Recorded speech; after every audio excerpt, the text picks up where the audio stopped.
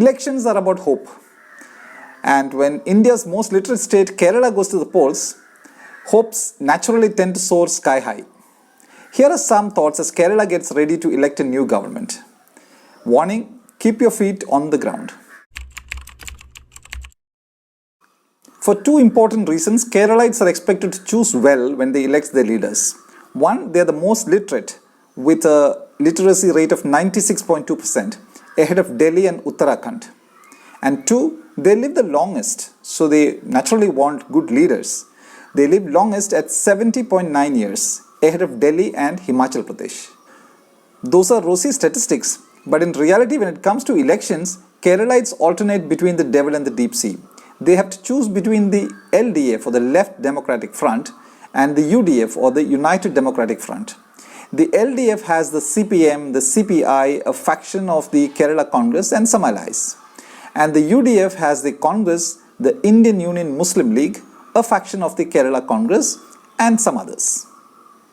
Choose the LDF and you get a unified command structure capable of taking decisions, but also expect corruption, extreme nepotism, backdoor appointments, and trade union aggression.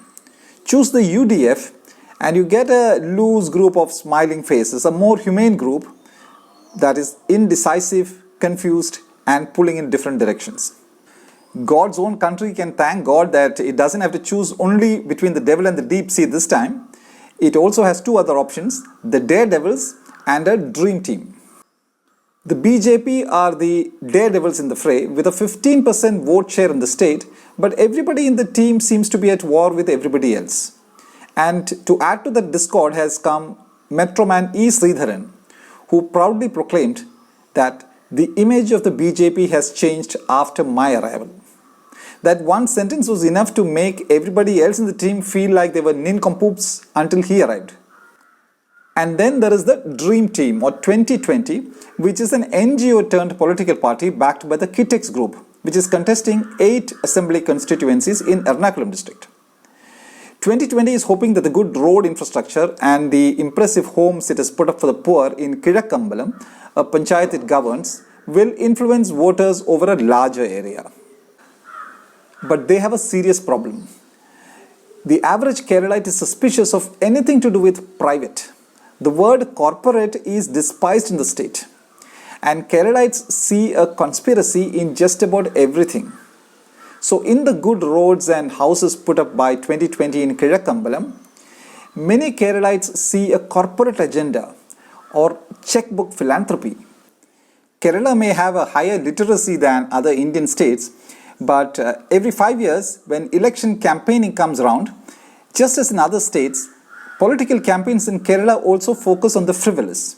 And this time, the one single most discussed topic is free food kits delivered during the COVID time. In the process, important topics like education, infrastructure, jobs for youth, and a fair deal to women are all sidelined. Kerala's school enrollment rates are commendably high, but when it comes to higher education, Kerala's youth prefer studying in colleges in Chennai, Bangalore, Mumbai, or Delhi, and many others go abroad for higher education. Universities in Kerala are controlled by politicians, and private universities are simply not welcome.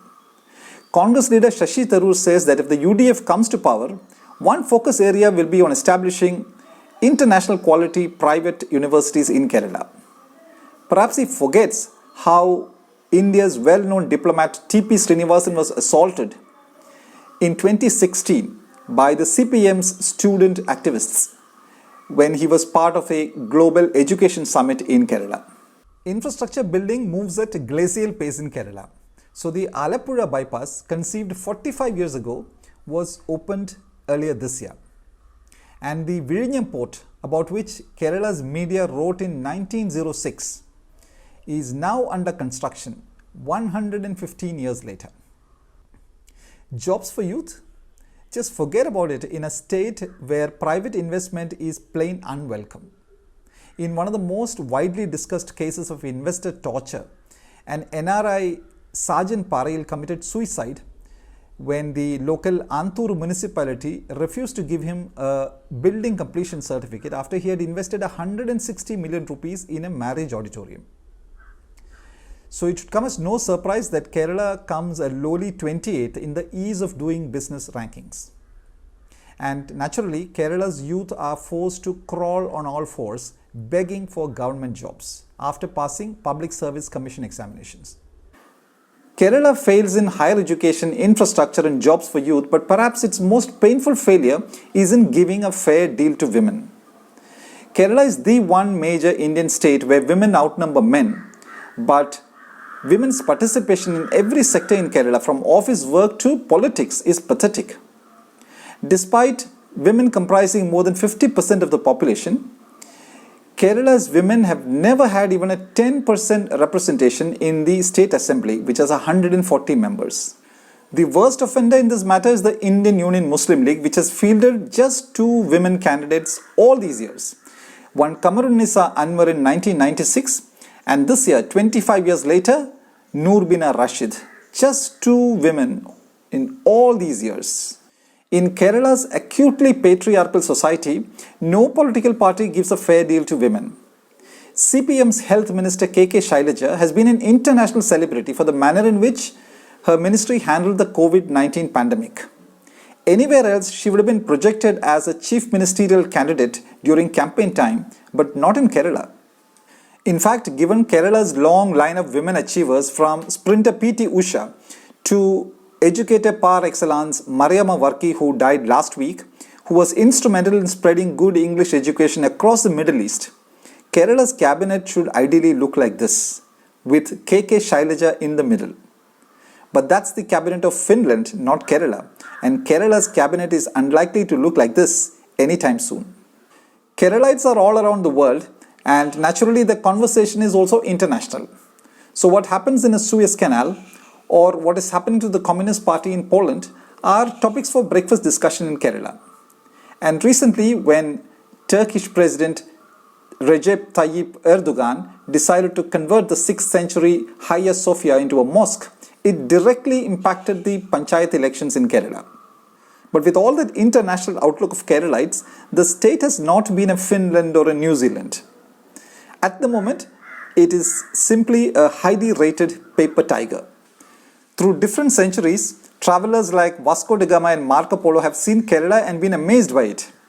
I leave you with the thoughts of Kerala's own globetrotter Santosh George Kulangara on elections and politicians.